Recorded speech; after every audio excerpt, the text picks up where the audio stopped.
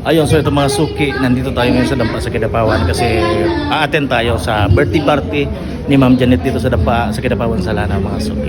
Tara, samahan niyo ako.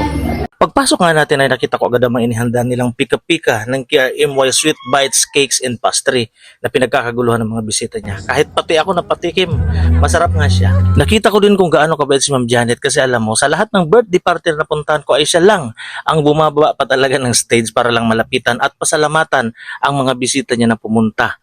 At makapagpa-picture din siya kasama ang asawa niya. Napagmasdan ko din na ang sweet ng mister ni Ma'am Janet na si Sir Wong na palaging nakaalalay sa kanya at makikita mo sa mga galaw na mahal niya si Ma'am Janet.